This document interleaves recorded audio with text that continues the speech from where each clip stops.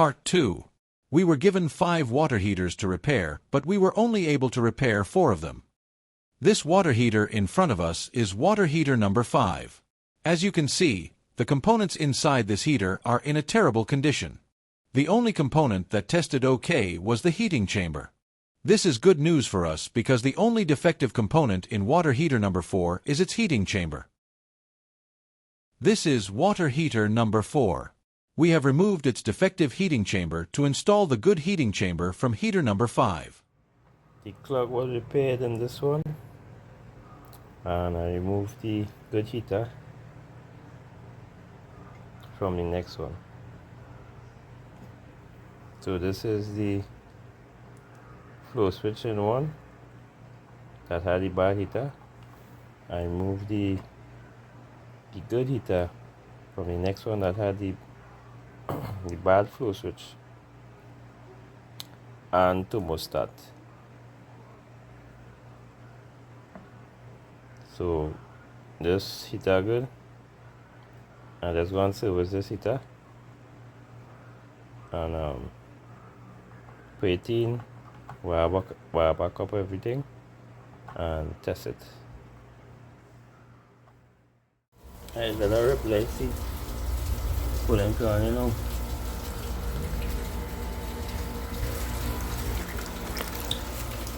Put it on now, even on both sides.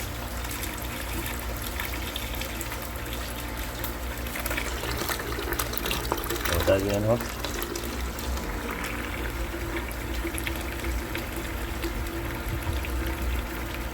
Okay.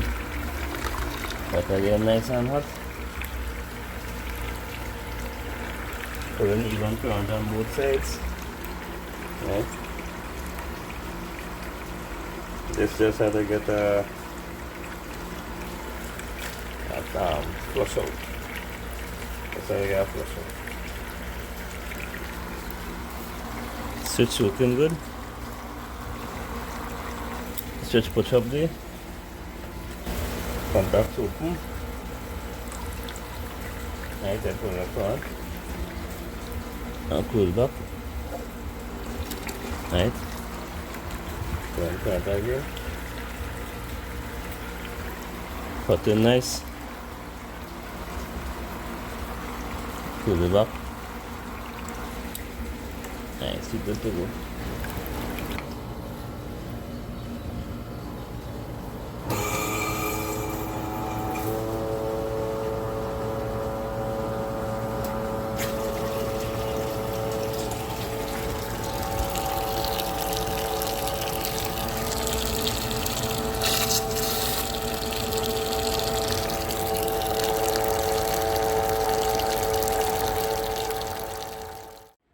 Alright, so we did a repair.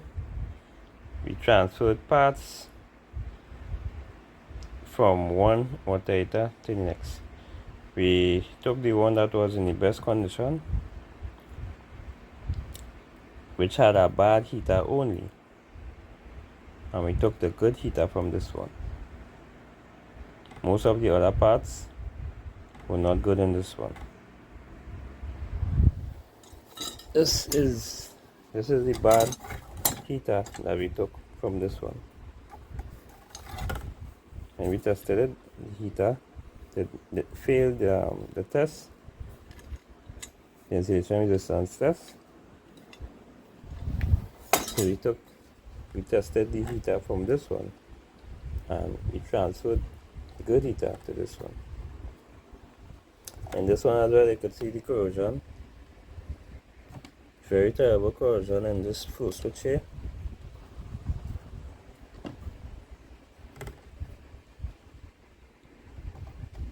This is the thermal cutout,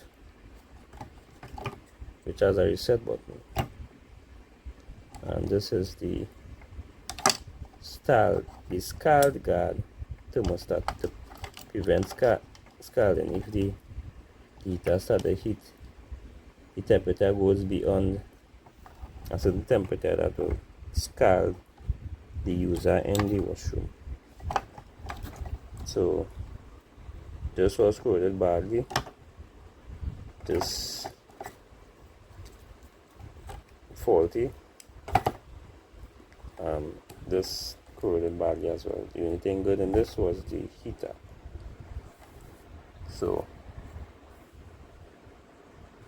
we had to remove from this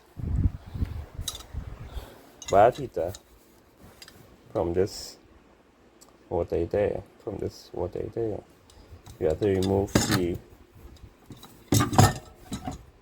thermal cutout from this one, transfer it to the good heater.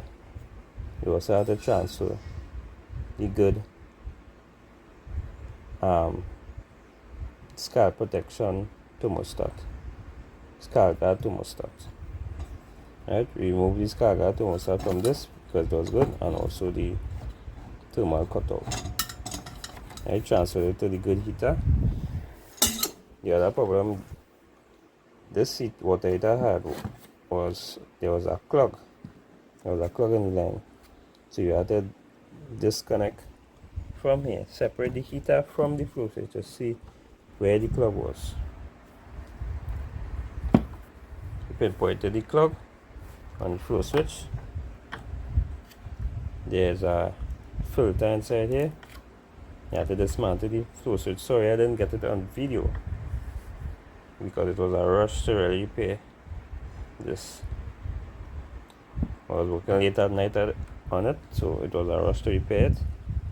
So it had a lot of slush inside here, and remove this, right?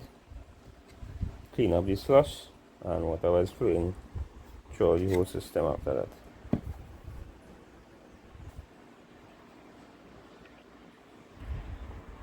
So what we did, to recap, we took the good heater from this, removed the bad heater that was on this water heater, and also transferred the good components that was on the bad heater. Transferred the thermal cutout and the scald guard thermostat. Right, and everything is okay now. Now it's time to return it to the customer.